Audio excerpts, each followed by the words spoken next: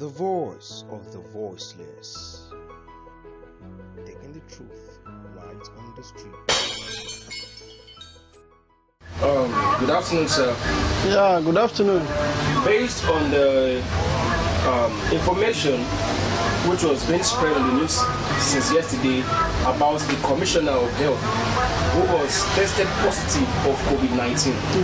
Can you please, in your own words, how can you please give your opinion about this particular situation? First of all, I would like to introduce myself. I'm Distinguished Todi Emmanuel Iheme, and I would want to say that I comment on national and issues. I also do analysis on politics. I'm an actor and a filmmaker. And I would like to say here that the Commissioner for Health of Lagos State, who is by all standards a distinguished individual in his field, who has also shown that he is not just fit to be the Commissioner for Health for Lagos alone, but in my own opinion and view, I would want to say that it would have been much, much better if Professor Akin Abayomi was made the Minister of Health of the whole Nigeria, because he has displayed leadership, he has displayed professionalism in handling the pandemic, especially in a densely populated city like Lagos. And for one to think that Akin Abayomi, like I've heard on some social platform, rather than wishing the man well, some of the individuals were saying it's another gimmick to get money from the World Health Organization and all that. But I would like to say that I expected that it would have been long ago been infected by the pandemic. But given the circumstances at hand, it is charitable for everybody to wish him speedy recovery. If the man, nobody had done anything, Akin Abayomi, to be able to single-handedly stabilize Lagos such that the pandemic didn't creep into the localities like the nook and crannies of Lagos, it's enough to give him thumbs up. And all I can simply say is I wish him speedy recovery. I wish him sound health so that I can come back and contribute all that he has been contributing to Lagos and possibly advance in other parts of Africa. For me, I would have wished he's the Minister for Health of Nigeria. And I think that's about all. Okay. Aside from that as well, sir, it was made known in the flash news or the breaking news today that Usain Bolt, that's the recent world record breaker when it comes to sprint race, was tested positive for COVID-19 on his 34th birthday. What do you think you can say about these things? Because consequently, we'll be hearing about this whole COVID-19 effect, and the most people that we heard about were victims are majorly either celebrity or politicians, or people who are actually in power. What is your view about this, sir? I was actually expecting you to run that direction, but I think I would like to, since this is a global pandemic, and this is a pandemic that was brought to was spread to the whole world, yes, and that was brought possibly to Africa as well. I think it is very important that we establish here that the sickness itself is such that travels. And I understand that you are also wanting to say, why is it that it's only the well-to-do elite, in quotes, that are being infected by the pandemic or the COVID-19, if you like. But you would also want to put into consideration that these folks are they are widely traveled. You understand? There are speculations, unconfirmed speculations, even when the lockdown was fully in effect, that some persons were even traveling through the back door I don't know how true that possibly is, but I would like to say that because people travel every now and then, so there is the propensity and possibility that persons who travel, you understand, could get it from countries that the cases are actually very high. You understand? So Usain Bolt, just like every other human being, I mean, he's not a god, he's not an omnipotence, and you know, he does not have the power of necromancy to know what tomorrow would be. Just like every other person, you know, the pandemic or virus, if you like, is such that can get anybody down, regardless of your status in the society. So there is no saying Usain Bolt is more special than others that have been infected by the pandemic. It's just what can be best described as faith. Maybe his faith finds him there, and so all I can also say to Usain Bolt is a speedy recovery. He has done well for his country. He has done well for the African continent. He has put the African continent on the map when it comes to race. So all I can simply do is, Usain Bolt, you get well and get back at your feet, and I wish you a happy birthday. And thanks a lot. Thanks for coming on the show. Thank you very kindly for having me. So, distinguished Emmanuel Idime Odi, like you said, it's your name. Based on the fact that recently we've been hearing the results of the so-called COVID-19 in Nigeria, in which, as at today, it's above the range of 50,000 confirmed cases.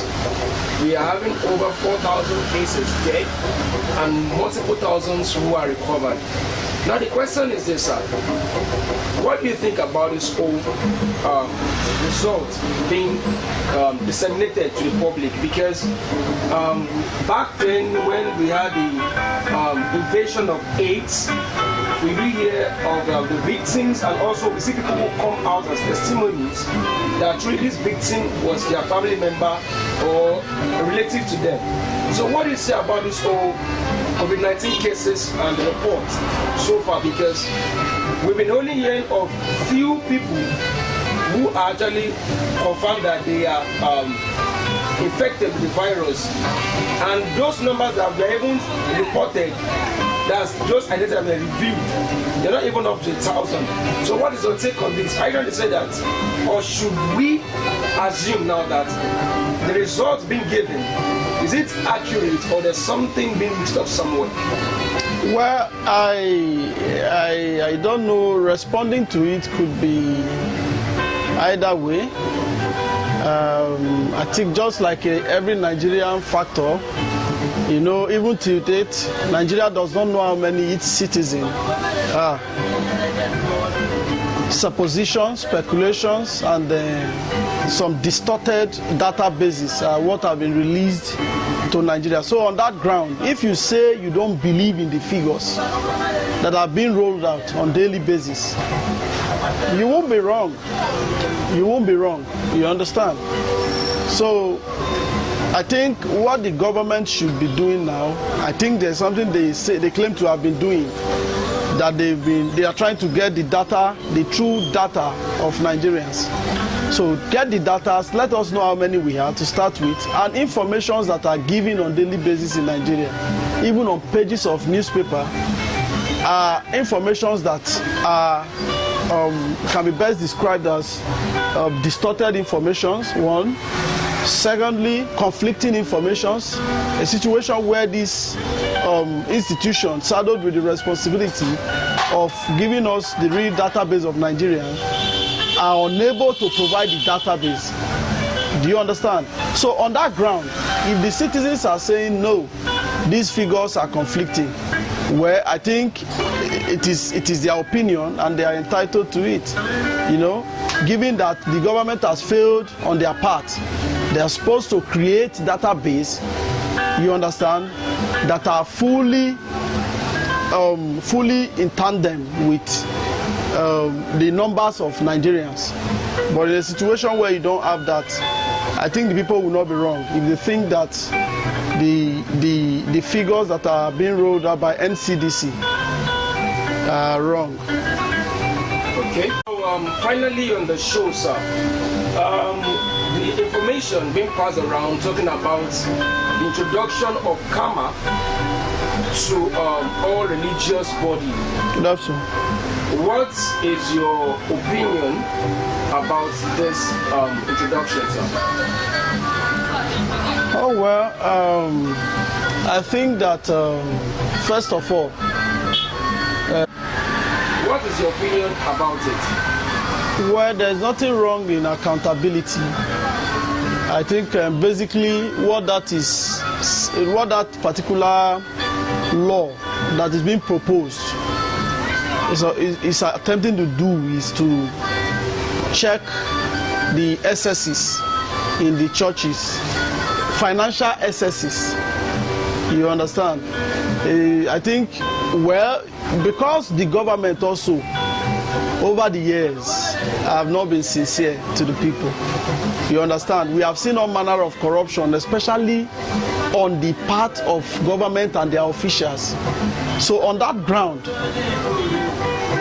the people are saying, people who are kicking against it are saying, you are also corrupt.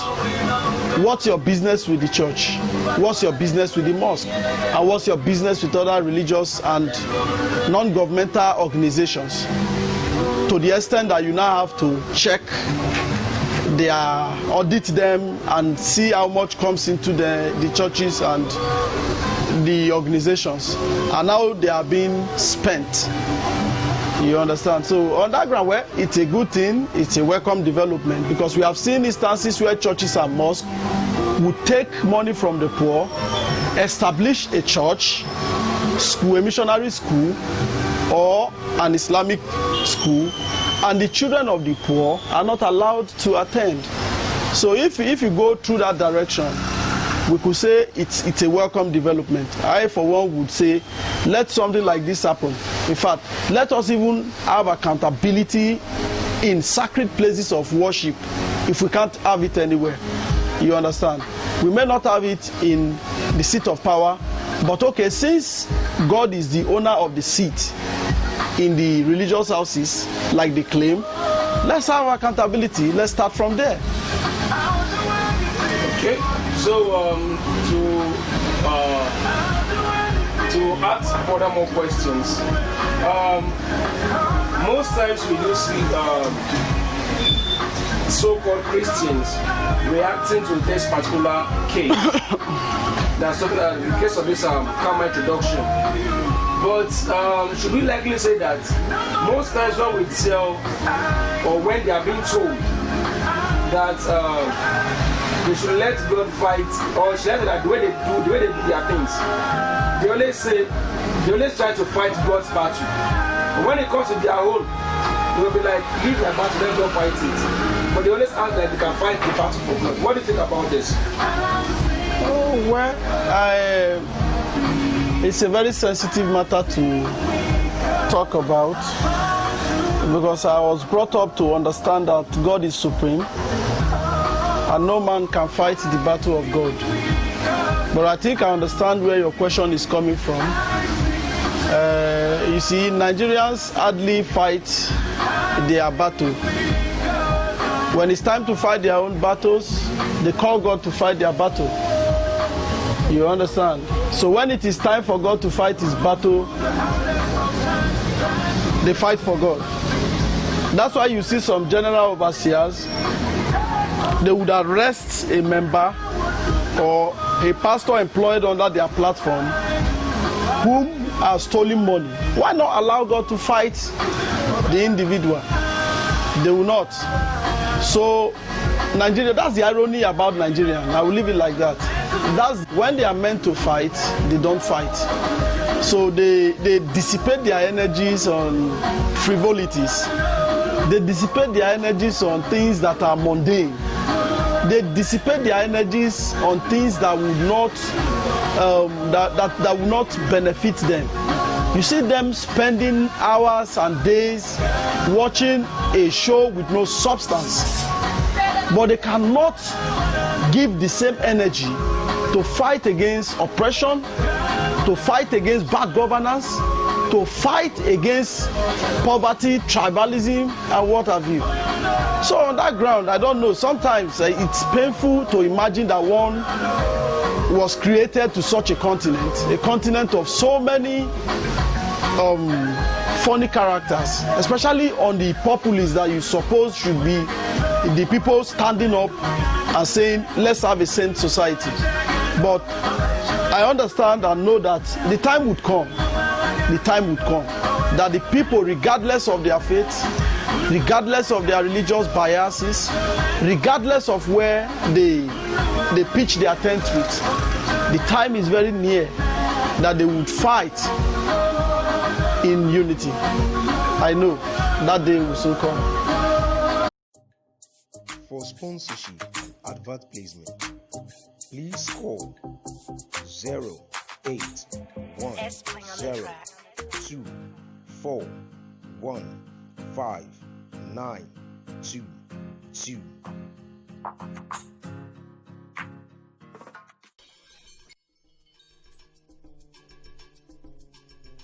Red Alert FM.